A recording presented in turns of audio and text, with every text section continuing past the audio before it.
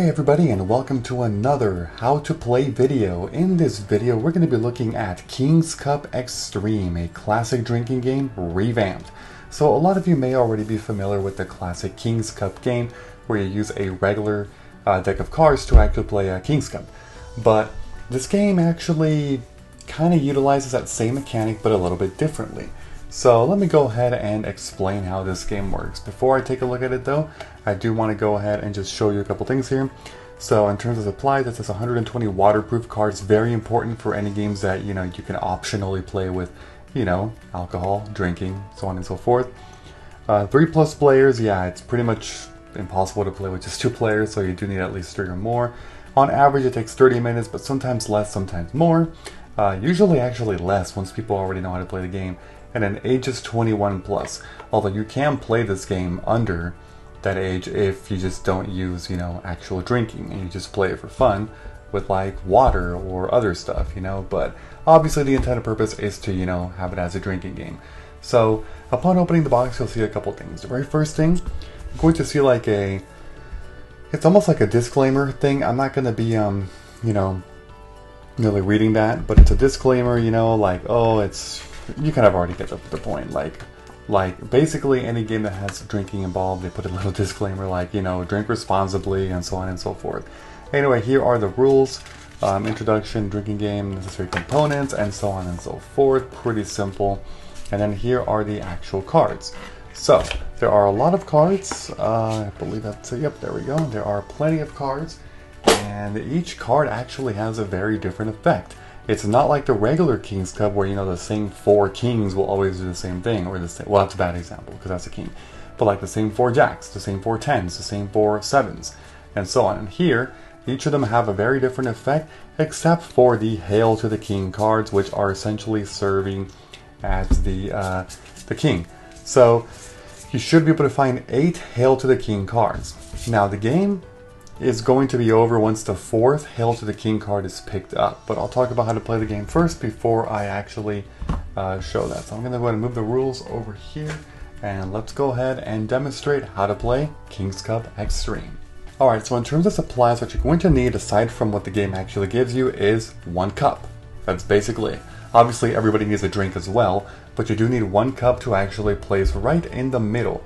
So assume this is a big table, with people sitting on each side of the table, facing the middle. What you're going to do to set up the game is, well, you actually have 2 ways to do this. So you can either play with only 4 Hail to the King cards, or you can play with more than that, but keep in mind that the game is over once the 4th one is picked.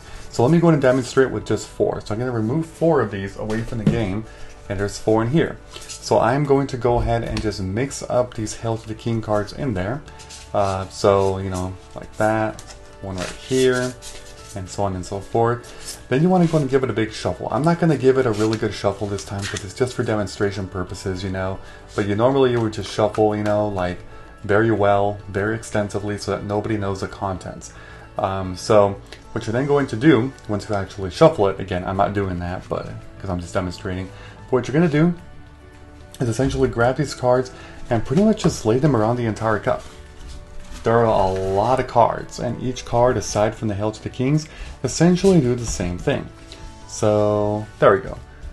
That's good enough. It's not the best circle, but that's essentially how that works. So the way the game works is pretty simple.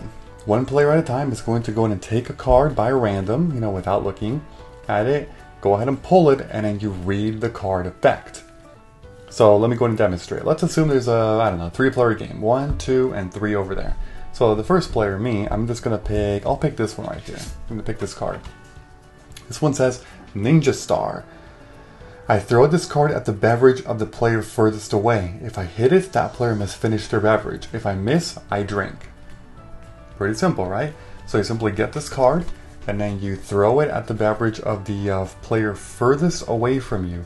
So, you only have 1 shot to do this. You can either, want to throw it like a Ninja Star, or honestly, I'm not even an expert in how, the best method of doing this, but essentially, you throw it, you try to hit it. If you miss, you drink, and if you hit it, they have to finish the drink that they currently have. Once a card is actually used up, you can go ahead and place it in front of your pile. Let's just say, right here, this is my play area. And all you're doing is putting it face down. Face down is the key word because some cards will actually have a certain effect that can be used. If a card can still be used potentially in the game, you want to put it face up in front of you as a reminder to you and other players that the effect is still lingering and going on. But I'm going to keep it face down, just like this.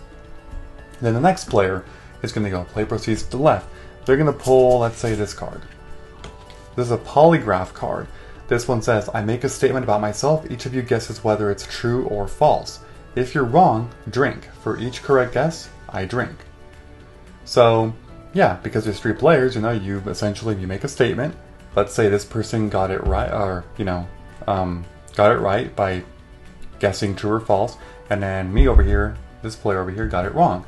This means that this player has to drink, but then this player has to drink once because the player over here ended up getting it right. So if there's like 10 players and all 10 get it right, you got to drink 10 times. Got to be careful, right? So yeah, gonna go ahead and place that right over there. And essentially that's how the game works. You just keep pulling cards one at a time and keep doing their effects. If an effect is lingering, you place it face up, and if it's not, you place it face down. This one here, as an example, says anyone younger than me, drink. If I'm the youngest, I drink. Once you do that, you then place the face down in front of you. And that's essentially how that works. So here's an example of a card that's actually lingering and you want to keep it face up. So if you pull this card, this one's called I'll Never Let Go. I choose one of you to hold my hand. Every time our hands separate, we both drink. This continues until the next Hail to the King card is drawn. So let's say this player pulled it. They have to choose a player. Let's say they pick this player. So they have to be holding hands the entire time. And every time they separate their hands, they both have to drink. This effect is going to continue until the next Hail to the King card is actually, revealed. Which means you want to place this face up in front of you because it's ongoing. Now, when a player pulls a Hail to the King card, this is the main mechanic of the game, the card will say this. Cards with discontinues until the next Hail to the King card is drawn are discontinued. So what you basically do right away is all cards that say that, such as this one, get placed face down because their effects no longer work anymore. Then it says, I fill a fourth of the King's Cup with my drink. If this is the 4th Hail to the King card drawn, I drink the King's Cup and the game ends. So, you're going to get your drink, the best alcoholic beverage, Canada Dry Zero Sugar Ginger Ale. I'm just kidding. But just pretend it's an alcoholic beverage, and then you basically pour a fourth of the cup. Some people like to house rule this by saying it's up to the person who pulled the card. If they want to put just a little sip, it's fine. If they want to fill it up to a fourth, that's fine as well. Whatever they want to do, but they have to put some of their drink in there. Once they put that in there, then this card, you can just go ahead and put it face down, and then that's it. However, the 4th person to get, the Hail to the King card, which there's 4 in here randomly, once the 4th person gets it, they put, some of their drink in there as well, and then they are the ones that are going to have to drink it. And that's when the game ends.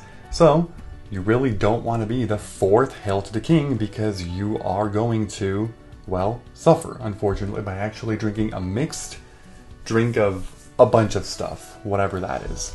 And yeah, so going back to what I was saying about there being 4 additional Hail to the Kings. Now, the way that the game works is that once the 4th one is pulled, then that's it. So you could actually play with up to 8 if you want to, but once the 4th one is pulled, that's the game. So if you want to increase the odds of Hail to the Kings being pulled, go ahead and put more on here. If you want to remove it, the odds, and you want to remove up to 4. You can play with 5 or 6 or 7, whatever. I guess technically you could even house rule it by saying the 8th one, if you want to play with all 8, which means everybody would fill up an 1/8 of the cup instead. If you want to do that, that's up to you. But as you can see, there are a lot of different ways that you can house rule the game. But essentially, that's how that works. You just put the cards around, 1 person at a time, takes a card, reads it. If it's a lingering effect, you keep it face up, such as this one. If it's not, put it face down. And usually most lingering effects will go ahead and be placed face down once the next Hail to the King card is drawn. And that's basically how you play King's Cup, but also King's Cup Extreme.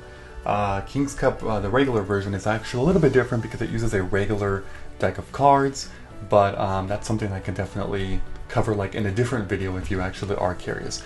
But this one, you just follow the rule effects, and that's it. So before I end this video, don't forget to leave a like, comment, subscribe, and turn on those notifications if you enjoyed the video. I will see you all later. Bye-bye, everyone. Have a great day.